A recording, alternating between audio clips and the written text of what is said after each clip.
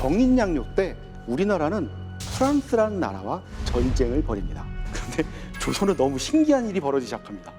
조선군이 강화도에 막 넘어오기 시작합니다. 그래서 프랑스군이 이 육지 쪽에다가 교두보를 만들려고 문수산성 거기를 점령하려고 하는데 실패합니다. 신미양요 때도 미국 정부는 조선 정부를 상대로 협상할 생각을 합니다. 그래서 강화도를 와가지고 분쟁을 일으킵니다. 당시에 왔던 배들 중에서 처음엔 모노카시오가 고장이 나고요. 자초와서. 그다음엔 팔라스오가 고장이 납니다.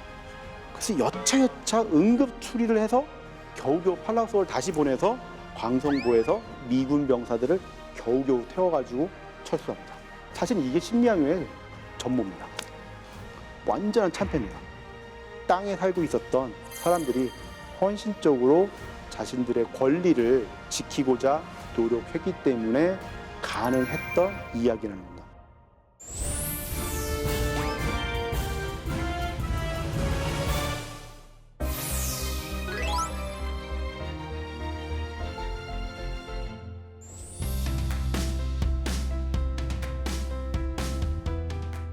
예, 동북아 역사재단 연구위원 신효승입니다. 옛날에 임청아, 제 나이 또래 하시는 분들은 임청아가 주연을 했던 그 영화가 있었습니다.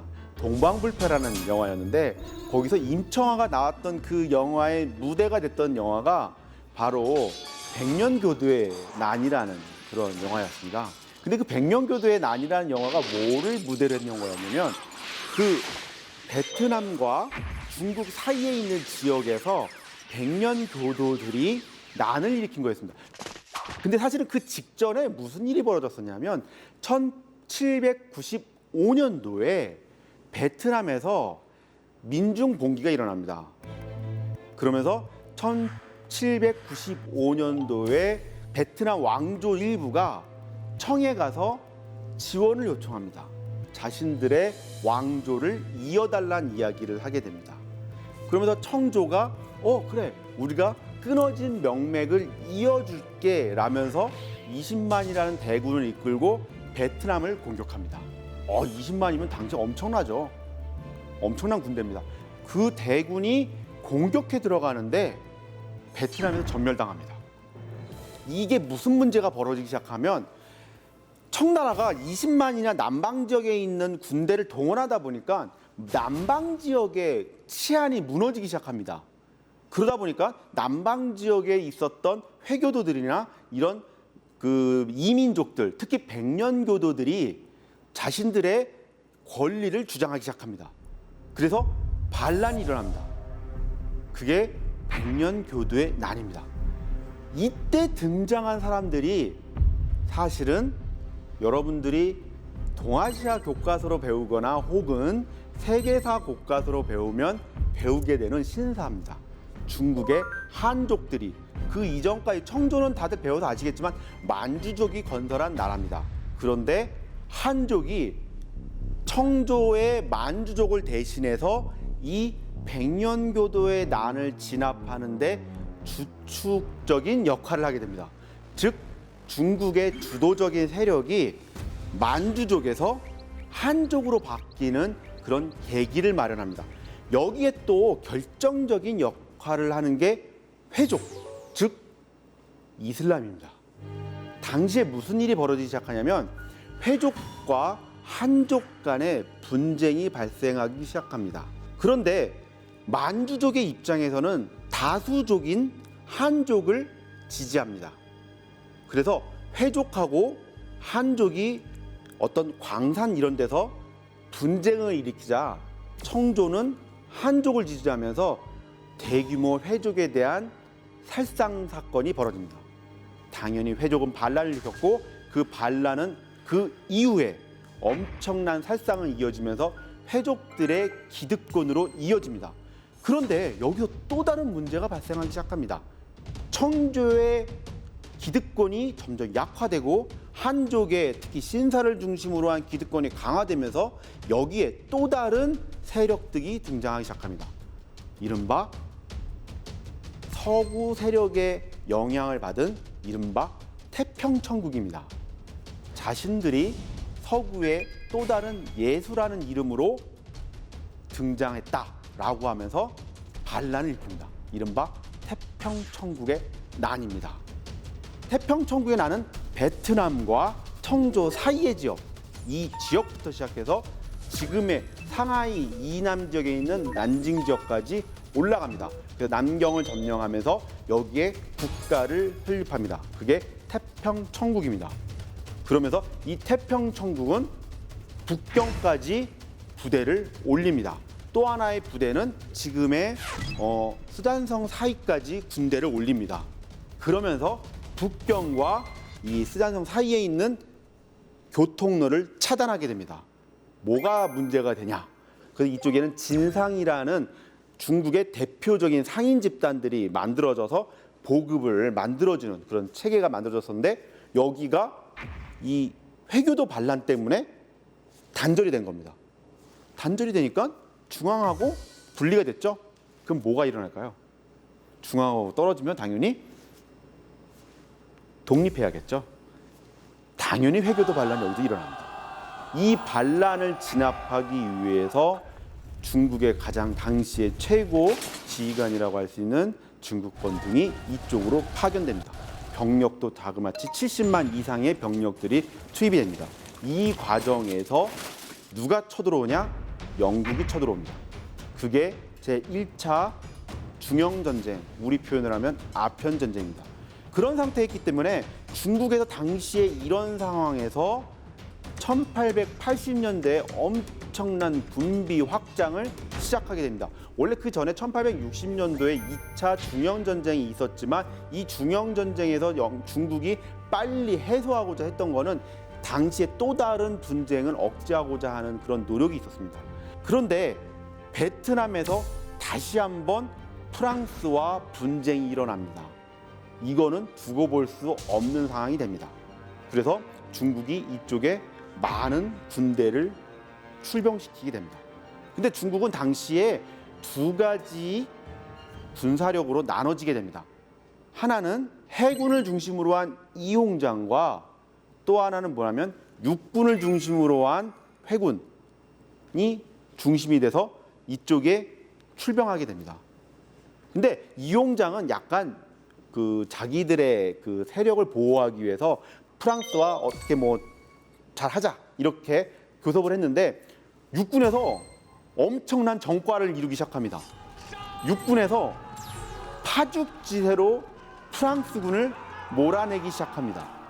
그 당시 지휘했던 사람이 60세가 넘는 노장이었는데 그 사람은 프랑스군을 파죽지세로 밀고 내려가면서 지금 현재의 중국과 베트남의 국경선까지 오히려 밀고 내려갑니다. 점점 자국의 사상자는 늘어가고 있는 상황이었고 이런 상황에서 육상의 전력을 만회하기 위해서는 또 다른 전선이 필요했습니다. 실제로 당시 조선에 주둔했던 청국 군인 중에 약 3,000명 중에 1,500명이 불란서 전쟁에 투입되기도 합니다. 그렇기 때문에 만약에 이 동북 지역에 또 다른 전선이 만들어진다면 타개가 될 수 있을 거라고 충분히 생각할 수 있습니다. 중국의 입장에서는 조선은 뺏길 수 없는 중요한 자신들의 울타리이기 때문입니다.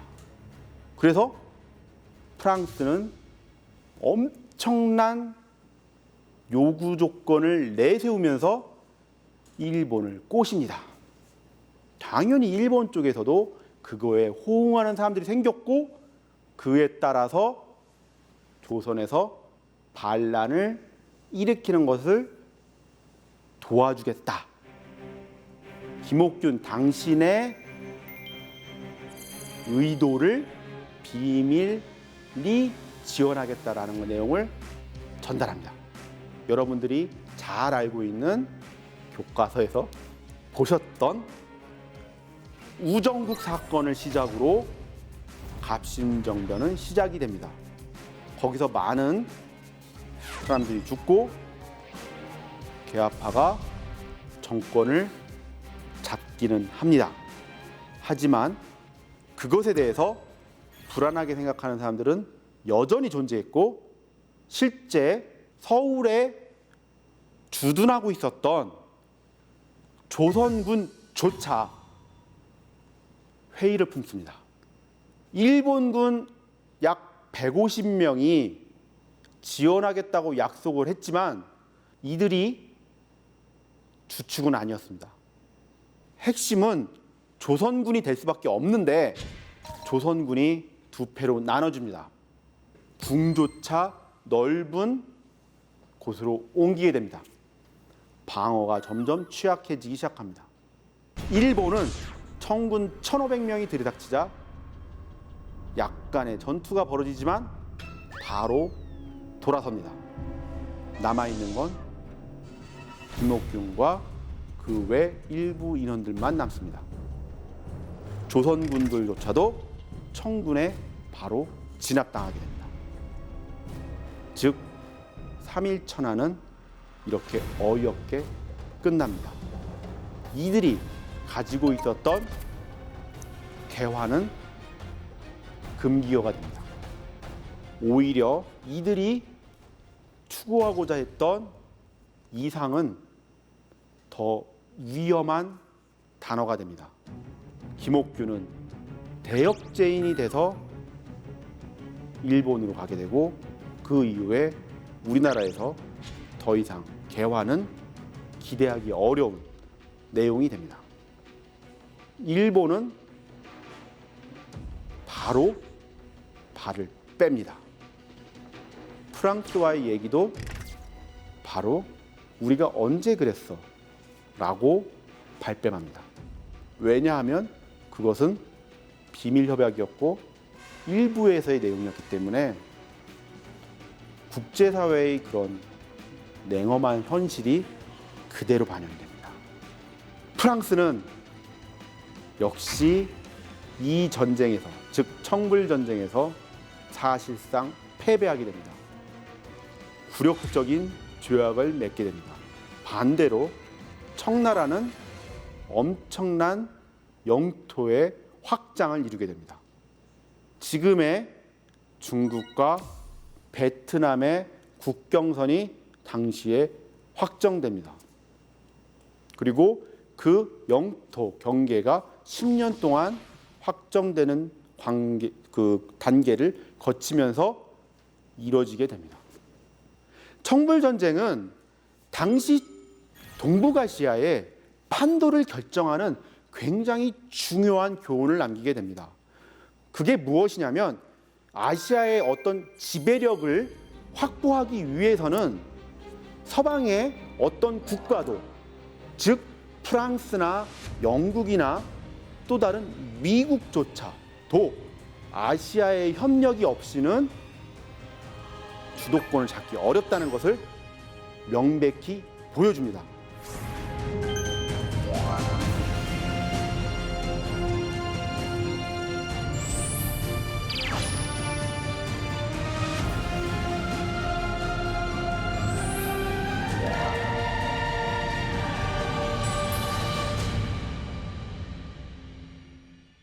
(1880년대) 이후에 중국에서 두 척의 배가 일본을 방문합니다. 이른바 정원과 진원이라는 배였습니다. 그 함대가 일본의 나가사키에 방문한 겁니다. 그런 다음에 뭐 하겠어요? 수병들이 내려서 나가사키 시내를 돌겠죠? 무슨 일이 벌어지냐면, 자기네들이 우세하다고 생각하니까 일본에서 횡패를 부릅니다. 일본 사람들하고 충돌이 벌어집니다. 근데 이 과정에서 일본 사람들이 칼을 활용하다 보니까 중국 측 사상자가 많이 발생했습니다. 이때 북양 함대를 이끌고 있던 이용장이 사과하지 않으면 중국은 일본을 상대로 선전포고를 하겠다, 보복을 하겠다라고 얘기합니다. 일본은 이 사건을 나가사키의 굴욕이라고 얘기합니다. 일본 역사에서는 엄청나게 중요하게 다루는 내용입니다. 일본의 가장 굴욕적인 사건 두 가지를 꼽으라고 한다면 첫 번째가 미국 흑선의 도래, 즉 페리 제독이 1854년에 왔던 사건을 꼽는다면 또 하나가 나가사키의 굴욕입니다. 그 당시 일본 총리가 여러분들이 잘 알고 있는 이토 히로부미입니다. 물질적으로는 우리는 천국의 역량에 도달할 수 없다라는 것을 확인합니다. 일본이. 그렇다면 어떻게 일본이 청의 군사력을 대응할 수 있을까를 고민하기 시작합니다. 무엇일까요? 진원, 정원 이런 엄청난 화력의 함대를 상대로 일본이 상대할 수 있는 방법은 무엇일까요? 일본은 사실상 자살특공대 같은 방법을 구상합니다. 빠른 속도의 속사포를 가지고 있는 배를 가지고 진원과 정원의 큰 거포에 대응해서 근접전을 시행하고자 합니다. 그 작전으로 해상전을 수행하고자 합니다. 육전도 마찬가지입니다. 당시에 일본 육군의 아버지라고 불리는 사람은 야마시타라는 사람이었습니다. 야마시타는 자국의 주권선, 즉 현재 일본의 영토라는 주권선을 보장하기 위해서는 이익선이라는 데를 확보해야 된다라고 주장합니다. 그 이익선이 어디냐? 조선입니다.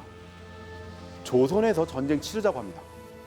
실제로 그렇게 위해서 일본은 계획을 세웁니다. 어떻게? 조선에서 전쟁 계획을 수행할 계획을 세웁니다. 1882년도에 사단제로 바꾸면서 사단 기동훈련 등 각종 훈련을 시행하면서 사단이 대외 원정을 준비할 수 있도록 체제 자체를 바꿉니다. 그리고 해당 지역에서 징병시킨 병력들이 그 사단 병력을 구성할 수 있도록 체제 자체를 바꿉니다. 제가 지금 말씀드린 것처럼 다 바꿉니다. 편제, 부대 계급 체계, 부대에 들어가는 장비, 심지어 무기까지도 바꿉니다. 그러면서 전쟁 준비를 차근차근 해 나가기 시작합니다. 이 전쟁 준비를 하면서 일본은 근데 한 가지 결정적인 문제가 생깁니다. 일본 정부가 돈이 별로 없습니다.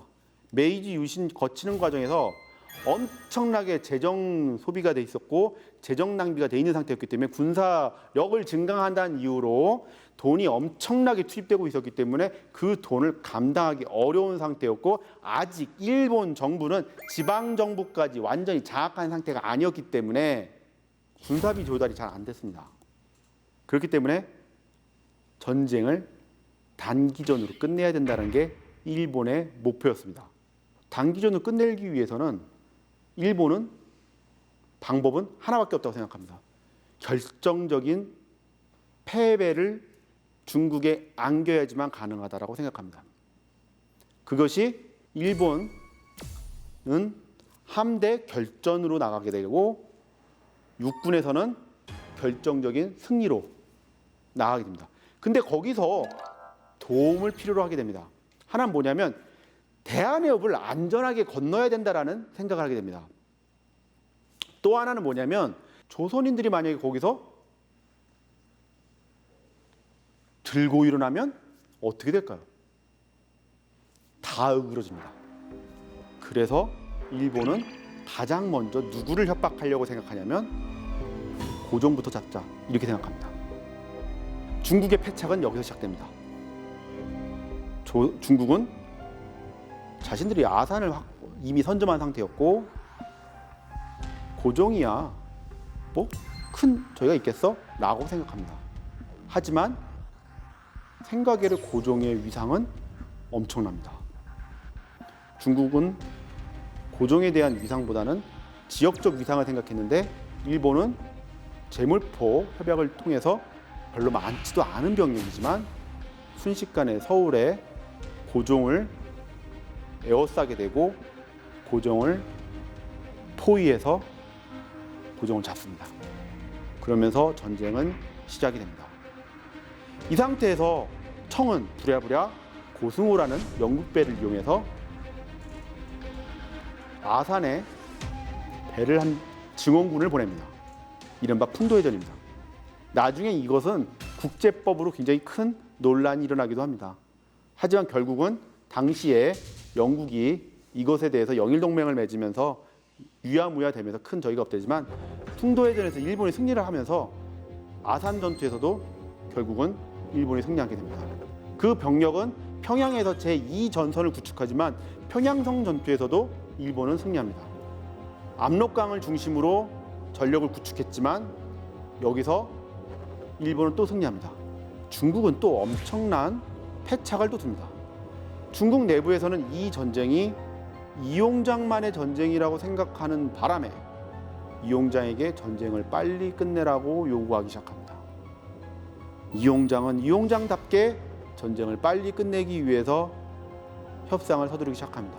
이 와중에 중국 북양 함대가 자랑하던 진원과 정원이 침몰합니다. 그러면서 청일전쟁은 어이없이 끝납니다. 청일전쟁은 아시아에서, 특히 동북아시아에서 모든 나라가 기회를 갖고 있을 수 있었던 그런 기회로, 그런 시기로 나타나게 됩니다. 그 결과는 조선에서는 대한제국으로 이어지게 됐고, 물론 여기에 서구 열강은 또 다른 형태로 간섭하기 시작합니다. 러시아는 그것을 러일전쟁으로, 영국은 영일동맹으로, 미국은 그 이후에 1차 세계대전과 그것으로 이어지게 되지만 그것 조선의 또 다른 운명이었고 청일전쟁은 그 시작이라고 할 수 있습니다. 흔히 러일전쟁을 영차 세계대전이라고 얘기하지만 동북아시아에서의 변화의 본격적인 시작은 청일전쟁이었고 아시아에서의 중화질서의 끝과 세계질서의 시작은 청일전쟁이라고 할 수 있겠습니다.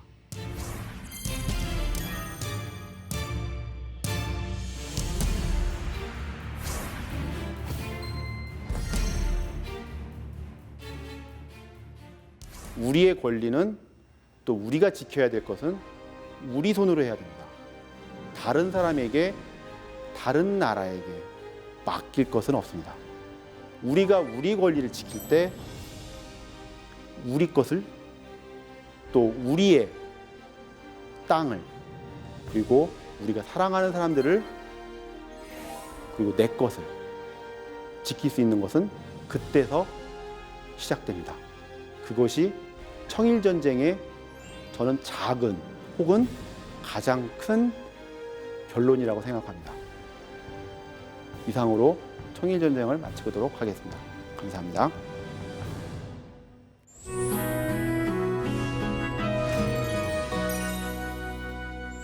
군인의 정신을 살리는 100g의 무기 진중문고.